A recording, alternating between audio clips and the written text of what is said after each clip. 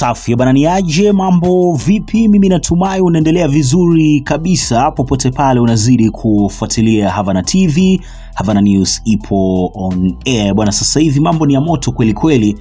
Uhuru Kenyatta amezungumza akiwa nyumbani kwa mwanae ambaye anaitwa Jomo, na the reason why alifika pale ni kwa ajili ya kushuhudia kitu ambacho kilikuwa kinaendelea hata kabla hajafika yeye, na kuna daiwa watu fulani wasiojulikana walifika pale wakiwa na magari ambayo kwa kweli hayakuwa na number plate ya Kenya, na amesema vizuri kabisa yalikuwa ni magari ambayo yana number plate kutoka kule Sudan, na walikuja pale kuulizia mwanae, na mwanae the reason why walikuwa wanamuulizia bwana, hata mwenyewe Uhuru Kenyatta hajaelewa hivyo, lakini sitaki nizungumzie sana kwa sababu ni story ambayo ipo huko kwenye mitandao ya kijamii. Naweza nikasema kwamba tunarejea, au naweza nikasema nahisi tunarejea kipindi kile ambacho wangesema alafu wewe ukuje na bii yako, then wewe walikuwa wanapotea na wewe. Sio kama unanielewa mtazamaji wangu. Sasa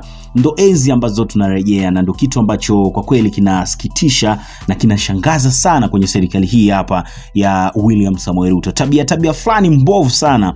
Unakuta kwamba sijui Zubaru Boys wanakuja, watu wasiojulikana, wanateka mtu fulani, wanapotea na wewe, na yani vitu vya ajabu tu. Angalia walichokifanyia Maina Njenga sasa hivi. Hatujui Maina Njenga yuko wapi, hatujui Ogeta bodyguard wa Raila yuko wapi. Unaona vitu kama hivyo, ni vitu ambavyo vinaumiza sana vichwa vya familia, vinaumiza sana vichwa vya viongozi. Sio kama unanipata. Alafu hawa ni wazazi wa watu fulani bwana, unanielewa? Sasa kuna watu ambao bwana wako manyumbani wanashindwa kuelewa itakuwaje baba yupo kashatekwa hivyo. William Samoei Ruto I think anatakiwa kufanya kitu, asibehave kama yule Moi bwana, kipindi kile alikuwa anafanya vitu vya ajabu sana, and this time round I think anatakiwa kubadilika. Sijua maoni yako itakuwaje kuhusu kitu ambacho kinaendelea, hawa watu kwenda kuvamia nyumbani kwake mtoto mdogo. Uhuru Kenyatta amemwambia yani ikitokea bwana mnatafuta kitu fulani, then achaneni kabisa na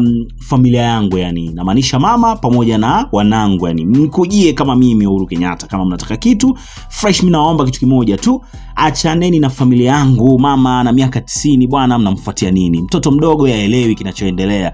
Mimi ndo basi, mnaweza mkanifuatilia, mnaweza mkanifanyia chochote ambacho mnataka kufanya, lakini ameahidi pia atapambania familia yake mpaka dakika za mwisho.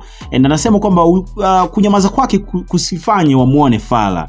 Sio kama unanielewa, yani kunyamaza kwake bwana wasimuone kama ni mtu fulani ambaye anaga maneno na nini kama hivyo, hata kuja kukasirika. Haya hebu nipa maoni yako hapo chini kwenye sehemu ya comments, lakini kikubwa zaidi subscribe ili uendelee kupata taarifa nyingi na mpya kila wakati. Bye bye.